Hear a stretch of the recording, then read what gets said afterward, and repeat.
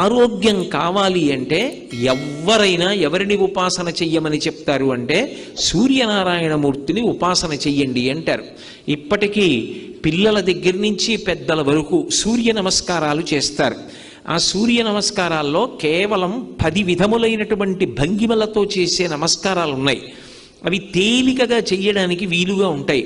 ఆ సూర్య నమస్కారం చెయ్యడం కేవలము శరీరమునకు ఆరోగ్యం ఇవ్వడానికి ఒక్కదానికే కాదు, ఆ సమయంలో సూర్య బింబాన్ని ఉపాసన చేస్తారు మనసుతో.